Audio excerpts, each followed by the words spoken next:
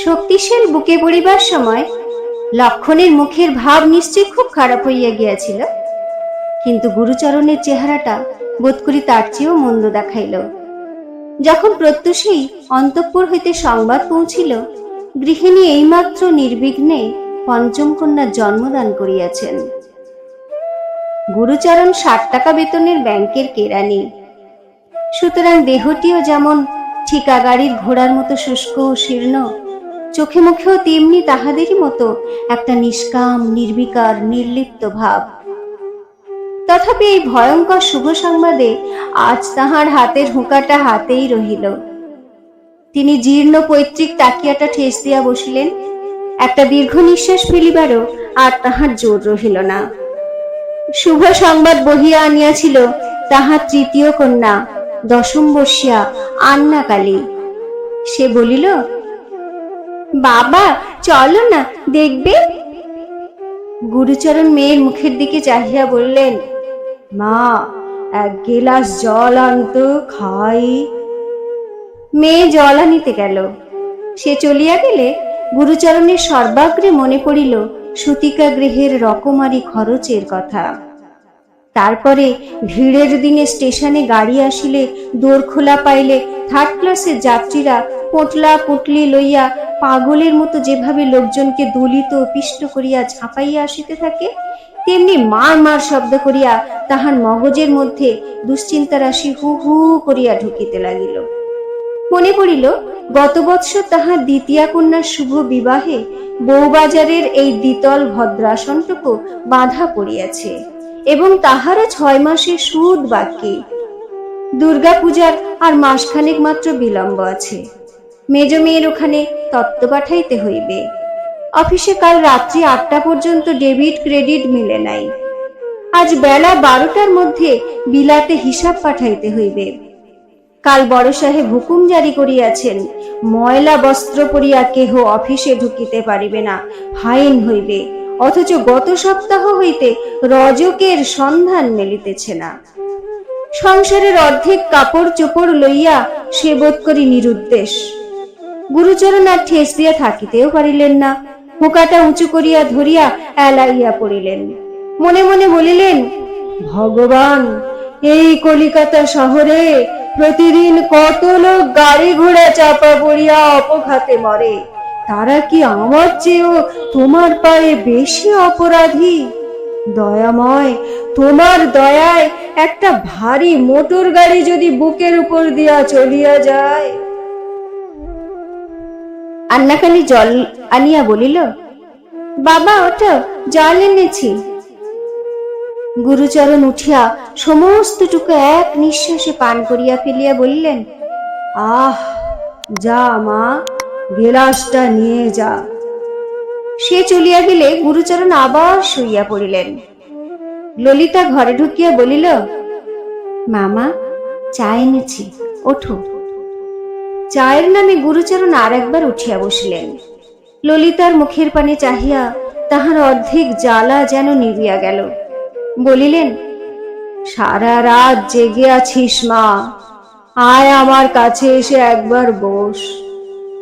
ললিতা সলজ্জ হাস্যে কাছে বসিয়া বলিল, আমি রাত্রিরে জাগিনি মামা।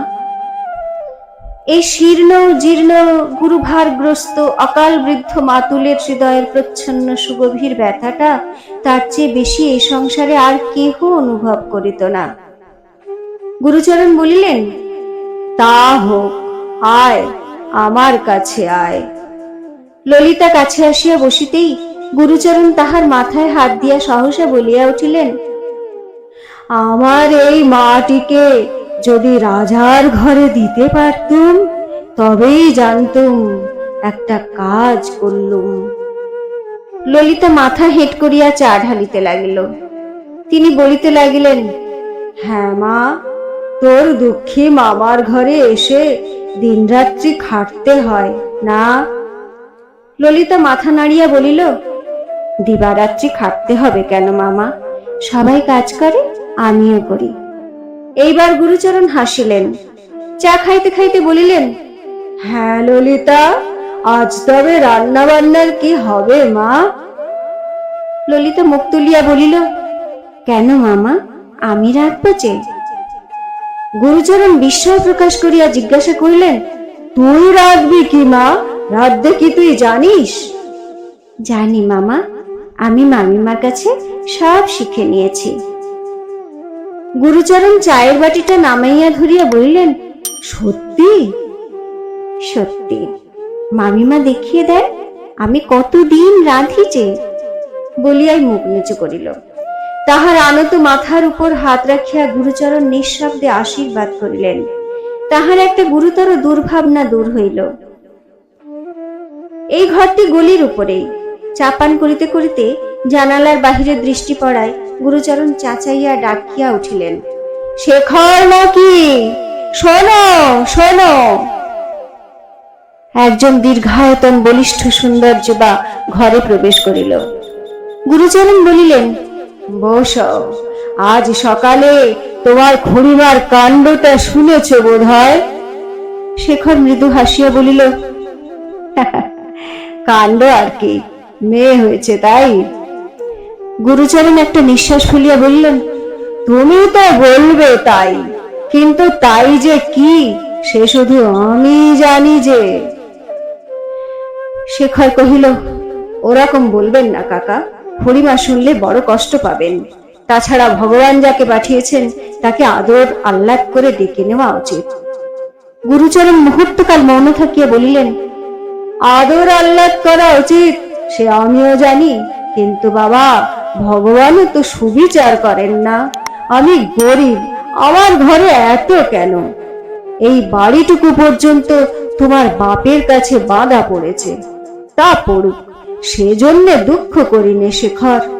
কিন্তু এই হাতে হাতেই দেখো না বাবা, এই যে আমার ললিতা, মা বাপ মরা সোনার পুতুল, একে শুধু রাজার ঘরেই মানায়। কি করে একে প্রাণ ধরে যাত্রার হাতে তুলে দিই বলতো?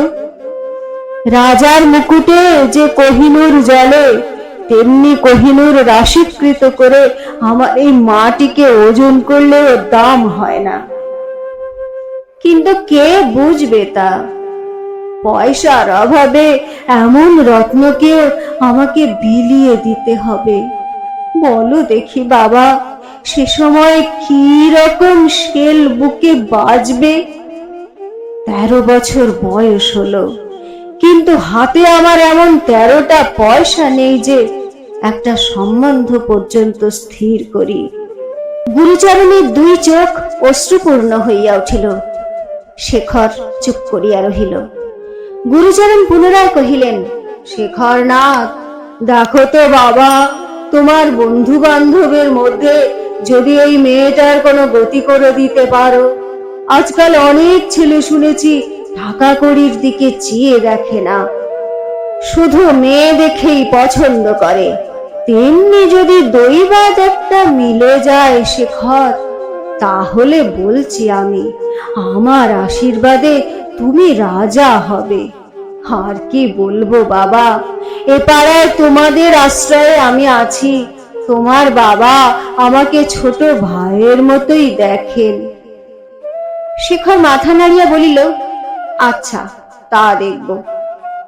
গুরুচরণ বলিলেন, ভুলো না বাবা, দেখো, ললিতা তো 8 বছর বয়স থেকে তোমাদের কাছে লেখাপড়া শিখে মানুষ হচ্ছে।